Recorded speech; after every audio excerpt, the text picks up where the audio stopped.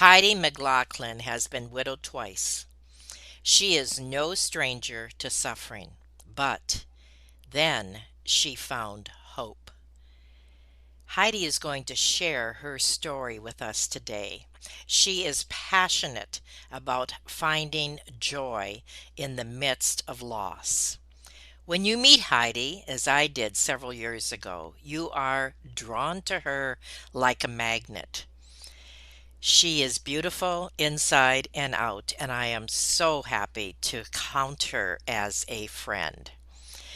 More importantly, today she is going to share her story about loss, how she coped, and what she can teach us about that. Have you ever felt like giving up, quitting, throwing in the towel? Welcome to Never Ever Give Up Hope featuring Carol Graham. She's an author, health coach, and motivational speaker. Backed into a corner multiple times in her life, Carol shares with you stories on how she overcame some of the toughest obstacles a person can go through in life, but to prove why life's adversities only make you stronger. And now, welcoming the host of the show, here's Carol Graham. Lachlan is an author, an international speaker for conferences and retreats.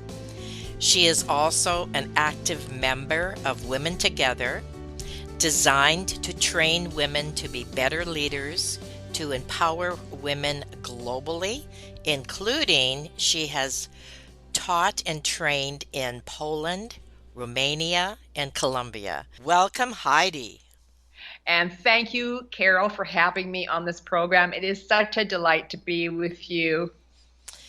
Well, I wish I could see you because I so enjoyed our time together that we spent at a writers' conference all those Mhm. years ago where I met you. And just as I said in the intro, you are like a magnet. I was drawn to you, and you were sitting there having breakfast in the hotel, and I knew you were somebody that I wanted to meet. And I sat down with you, and I appreciate you allowing me to eat with you. Well, Carol, you are the same way. You are delightful to be around and you have a good sense of humor, but you have depth to you. And so I believe that there was that instant connection. So I really value our time together at that writers' conference. That's right. I thank you for that. All right, so let's start with your story. And you just tell us what you would like to share because there are many people out there who will relate, as I'm sure you know. You Hmm. were widowed twice. Yes. And you had many other things happen in your life that even though you appear to have it all together and this beautiful woman who loves people and is so involved in so many different things, but you have had your moments of deep, deep tragic loss. Share with us about your life, please, Heidi. Thank you, Carol. I have indeed have those moments, and I'm not going to go into them because I don't want to depress people sitting here listening to me. But it started at Christmas 1994, 2 weeks before Christmas. My first husband, Dick, he went out to play basketball. And the next thing I know, my doorbell was ringing, and it was a policeman standing at the door. And he told me that my husband died that night on the basketball floor. My world just went dark. It was the most exciting time Oh, of my life. My children were coming home for Christmas. I'd been anticipating this moment for so long, and all of a sudden, everything just crashed into a million pieces. I didn't even know how to step into anything else.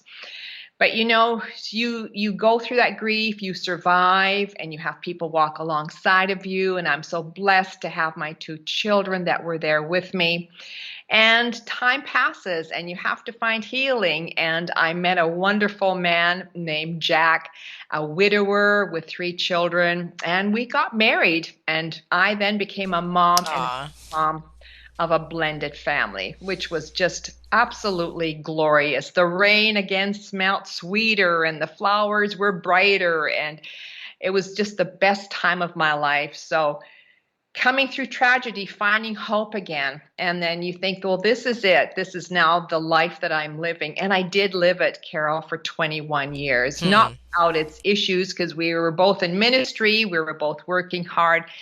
And then on November the 11th in 2016, Jack and I, we were going to go run an errand. And Jack, he always had to have a cup of coffee in his hand when we were in the car. And so he went into the kitchen to get his cup of coffee. And all I heard was a loud crash. Oh, my word. Ran in there and he was on the floor. And as I did CPR on him, he took his last breath. Mm. I know. And it was just incredibly painful and hard. And then the paramedics came and they brought machinery and they were pumping and they were injecting and they were making all these sounds, all these people in my house, but they brought a pulse back and there was hope. Oh, Wow. Wow. and hope is a glorious feeling, Carol. And there was hope. But then, he went off to ICU and my children, all my blended family, 5 children, grandchildren, they flew in from all different parts of Canada and the US because none of my children live in Kelowna. And within hours and the next day, everyone was here. And we prayed. We prayed fervently. We prayed believing that this wonderful man would sit up and smile and show his kindness once again. But 5 days later, he did take his last breath. And again, my world literally caved in because it was my second marriage and he was my soulmate. Mm. And I just felt like half of me was completely gone. And I had to figure out how to pick up the pieces once again. So, how did you take us through that? Because as you're sharing your story, I have not lost a husband, but I certainly have lost. And so, this is going to address people in the audience like myself as well, who have suffered great loss. So, take us through the steps, Mhm. possibly some of the, whatever emotions you were going through, the anger, the denial, any of those steps to help people relate to what you went through and how you eventually overcame that. Well, first of all, what I had to do was just grieve deeply. I was in so much pain that I couldn't hardly get out of bed. I could not eat. I could not sleep. I was in so much pain and so much darkness. I just didn't know how I would actually survive this. But people came and walked alongside of me, and I found great comfort in something that I had started 11 years before his death, and that was to start a gratitude journal. I know this sounds simplistic, Carol, but I started that, and every day I wrote in my gratitude journal, and even throughout his death, I continued. I made myself write in the gratitude journal. And even though everything was dark, I had to make myself look for some goodness. Mm-hmm. And that helped a little bit. I'm not saying it helped a little bit. But what I had to do is I had to let myself grieve because when we are suffering, we have to allow our feelings. We have to allow Mm-hmm. suffering to flow and weep and weep and weep. And I was so thankful to have good friends walk alongside of me. But then I dug into God's word, and I'm a joyful person, as you know, Mm-hmm. Sarah. I needed my joy back. But before I could get my joy back, I needed to find peace in my heart about the situation, about the loss. That I was a widow again. I did not want to be a widow. I had to find my joy again, and how I was going to do that because I thought that my joy and happiness has always been being married. I was married for 21 years with my first husband and 28 with my first and 21 with my second. And my joy in life came from being married. And so I knew that I was now a widow. I was alone. And how was I going to find joy living on my own? And that was the hard, hard part for me. So I knew I had to come to peace, first of all, with the fact that I was a Right. widow. And that was hard. So I had to find peace and I had to ask God to help me. And I prayed fervently. So what I did was one of the first things I did, Carol, was I went through the Bible and before I can find joy, I have to find hope. You Mm-hmm. you you have to have hope before you can find real deep joy.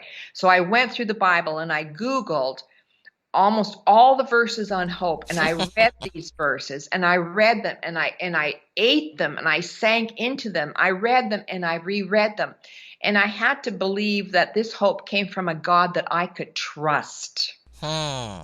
Yes.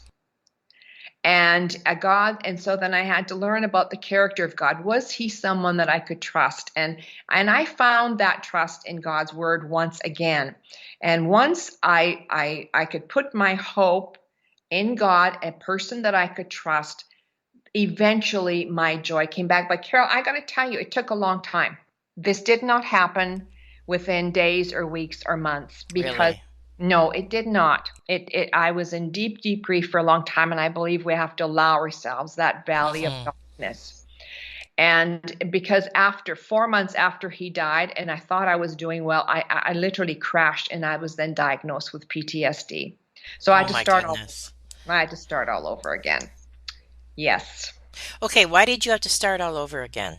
Well, because again, I felt that I was making some progress and getting stronger and starting to eat and sleep.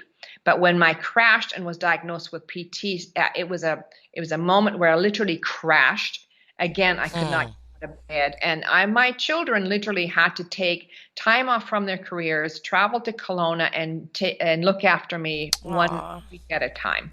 So they took turns looking after me. I literally could not even function. Why do you think it hit you, so deeply at that point? I've learned a lot about grief, and now I even facilitate grief courses.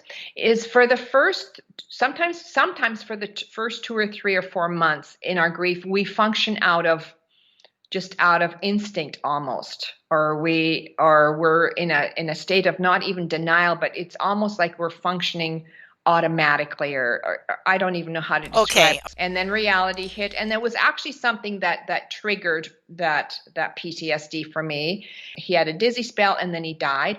And so for me, the trigger point was I had a dizzy spell and I thought I was going to die. And that was the trigger point, and that was what started the PTSD. And how long did that process take?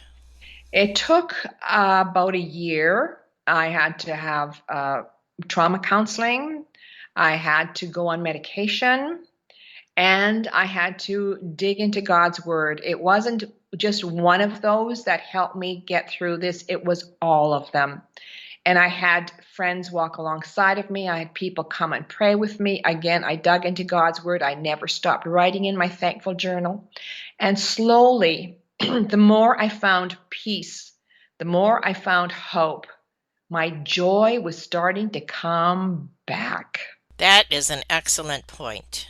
The more you found peace, the more you found hope, the more your joy came back. The more you found peace, the more you found hope, the sooner your joy returned. Are you saying that it is necessary to have those first two steps before you can realize true joy? I don't know how it is for everybody, but that's how it was for me, because true joy comes from within. You see, we can have happiness. We can create happiness all around us. We can create situations where we're happy, but to have the kind of joy that is sustainable in any circumstance, that you can survive anything, it has to come from deep within. And if it comes from deep within, it first has to come from a place of peace. Am I at peace with myself? Am I at peace with my circumstances? Am I at peace with God? And once we have that peace, we have the hope to move forward. And hope is powerful. Hope gives life. And once we have hope for a future and to move forward, that joy begins to bubble up within us again. And we can find joy just in simply in being and in having a day. It doesn't take brilliant or fun circumstances to give us that joy. We can just have that joy from within. Do you think that part of it is also a choice? Because I know that some people who, I hate to use the word enjoy, but seem to enjoy their pity parties never will reach that point. Is that correct? I completely agree with what you have said. It is definitely, for me, it is definitely a choice. Like everything else in life, I can choose to be really anything I want. It's a first intentional yes to deciding who I want to be. And I want to be a joyful person. So my focus has always been to find that sustainable joy. And every day I get up, I am determined I'm going to live this day with joy. Today it's raining. My plans have been canceled. I am still going to have joy because I will find that joy in the little things. And mostly because I'm a very thankful person.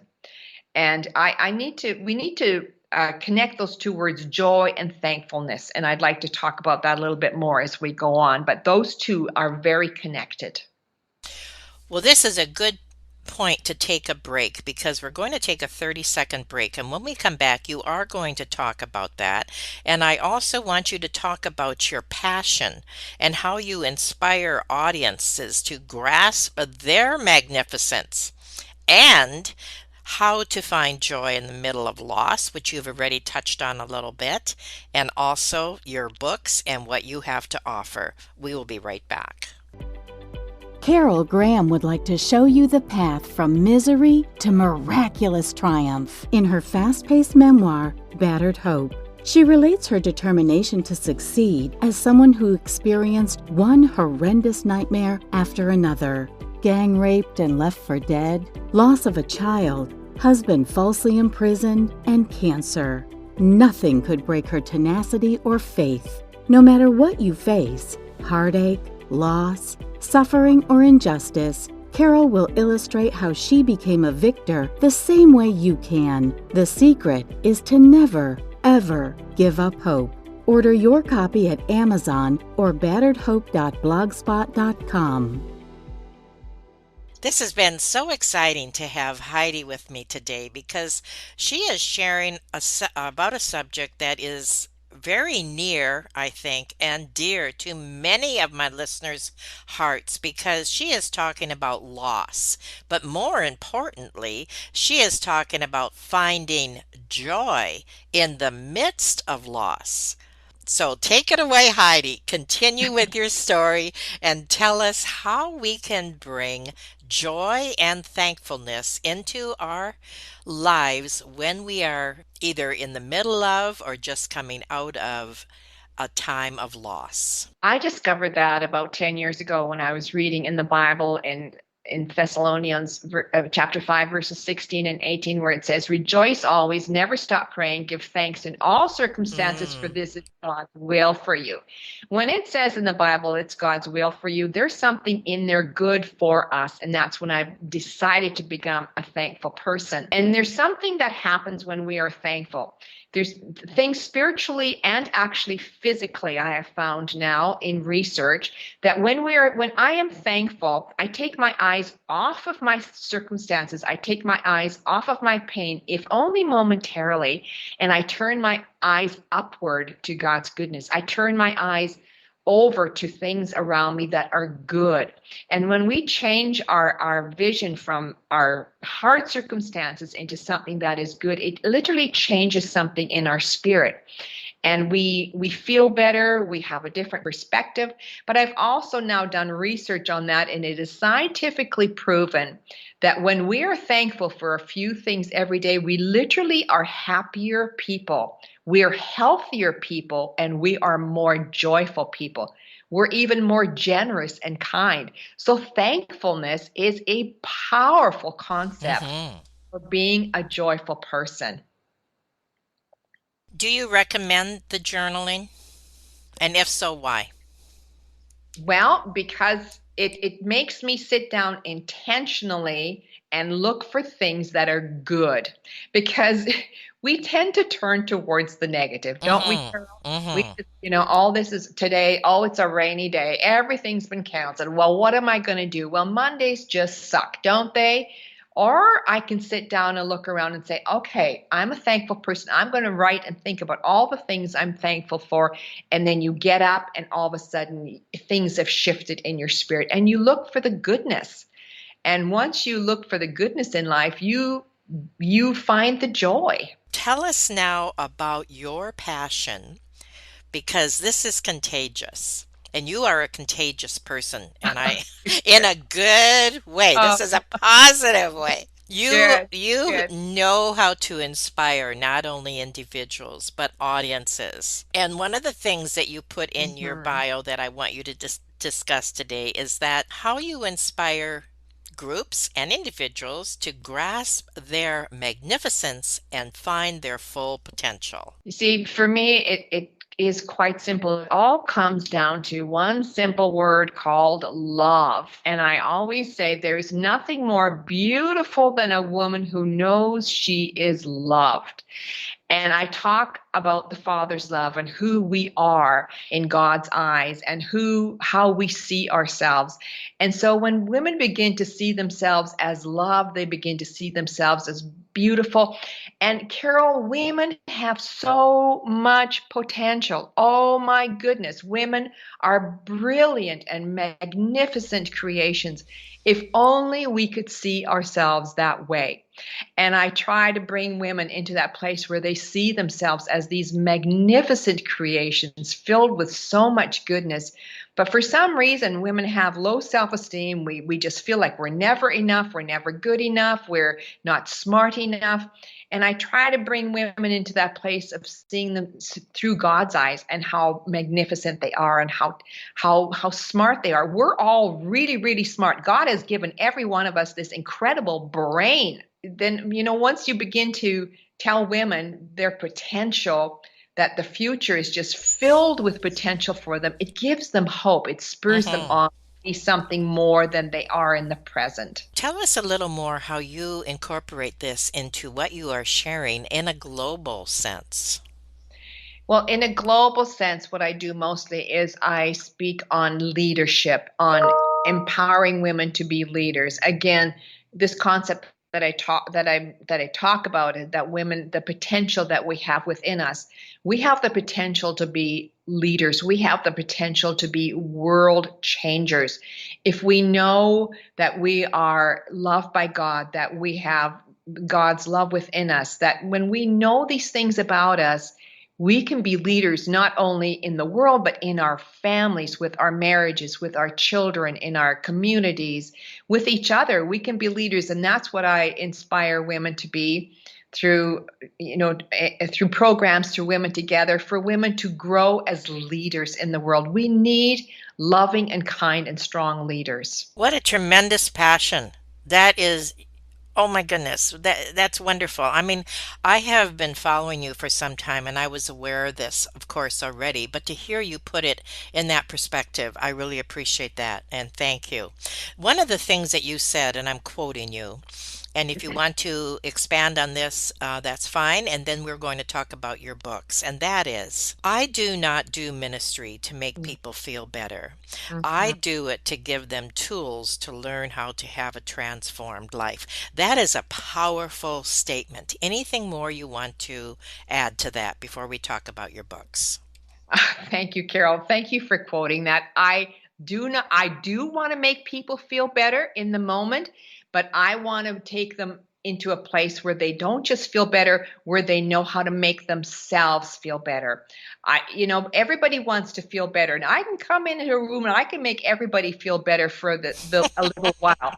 But then after they go home, I want to give them tools how they can do Right, it, right. because we all want somebody to come and make us feel better. We want somebody to come and make us feel loved and to feel good. But then what happens when we're back on our own and we have to live life? And I just love giving people tools to just empower their lives to be all that women can be. Excellent, excellent. I want to talk about your latest book, but before that, just to give a little background, give us a sentence or two about the other books that you have written, and then tell us about your latest one. Oh, thank you, Carol. My first book was called Beauty Unleashed, Becoming Beautiful from the Inside Out. And my second book is called Sand to Pearls. And that is about making powerful choices to empower our lives, to enrich our lives, because I have found that women don't always make good choices for their lives. And that book is all about Mhm. how to make good choices. And then my third book is called Restless for More, how we're looking for things in life to make us happy, how to fulfill that restlessness, how to Mm. Let's go shopping, let's go on another vacation, let's do this, let's do that. That restlessness within us to satisfy our soul, but there's nothing that will satisfy our soul in this world that will sustain us for very long. So how to find that satisfaction for our soul? And then, of course, my last one is fresh joy, finding joy in the midst of loss, hardships, and suffering. And that is my personal journey, as we've been talking snippets about that today. And how do we find joy in the midst of pain? And we can do that. And there's a whole book and 12 chapters on how to do that. Give us a couple steps. Well, thankfulness is my number one step. Absolutely. Digging into God's word, being connected to other people who can walk alongside of you, realizing that our circumstances do not define us. They do not define our future. That in our present circumstances of hardships, God is preparing us for something greater. He's making us more compassionate, more wise. He's preparing us for what lies ahead, because the Bible tells us that God gives us a future and a hope. And to believe that God who says that, to find that hope, I had to learn to trust God. And I do believe that there is that glorious hope out there beyond our present difficult circumstances. But Carol, it doesn't come just by sitting there. We have to work at it. We do. One thing that you said that I find interesting, because I've been doing this show now for 8 years, never ever give up hope. Virtually every single person, every single guest that I have interviewed has said what you just said. And that is making the choice not to just sit there, not to wallow in self-pity or bad circumstances or anything, but to make that choice, first of all, to be thankful. Yeah. And when we are thankful, one thing I want to share that I know that you will agree with me, and that is you are not thankful for the situation necessarily. You are thankful for what God is doing to bring you through it, for what you are learning, going through it, and everything else. Now, is there anything you want to say in reaction to that? And then also in summary, what would you like to share with the audience? I would like to say that life is hard and we all go through all of these hard things. This is not, my story is not unique. I know there's a lot of people out there that suffer, but we cannot do this journey alone. We cannot do this in isolation. We need to dig into God's word and to find hope in God's word, but we also need people. And if there are no people in our life, we need to reach out to people. We need to do whatever we can to find hope and health. Go visit a doctor, find that right counselor, find those people to help you walk through this. We need all the help that we can get to go through this darkness and through these hardships. And hope is out there. It is there. Your life is not over. There's potential there out there just waiting for us to step into it. And you have to believe that, and you have to begin to believe that truth. Otherwise, you will stay stuck in that place of hopelessness and darkness. You have challenged us today, Heidi, because we look at you, we see what a beautiful person you are. You are contagious not because of what you have gone through, but because of what is inside of you. And I think this is the message that you have given. We have all suffered, or most of us have suffered, great loss. But Yes. you have learned how, and this is what you're challenging the audience today, is not to stay there, but to turn that pain, that suffering into joy, into thankfulness, and to look into a bright future instead of dwelling on a dark past. So I thank you so much for being on Never Ever Give Up Hope, Heidi. You are a magnet. I love you dearly, and I appreciate what you shared today. Carol, it has been my pure joy to be with you today. You are a delightful interviewer. You are a faithful friend. You are someone that gives people hope. And Carol, never stop doing that. We need hope. So thank you for letting me be on your program today. This has been so wonderful. Thank you and goodbye. Thank you for listening to Never Ever Give Up Hope, featuring Carol Graham. Did you know that most people succeed because they are determined to? Quitting was never an option. Carol loves your comments and will respond to each one. So please subscribe and review this podcast. A rating of 5 stars would be outstanding and appreciated. Remember, if you are still here, there is always hope.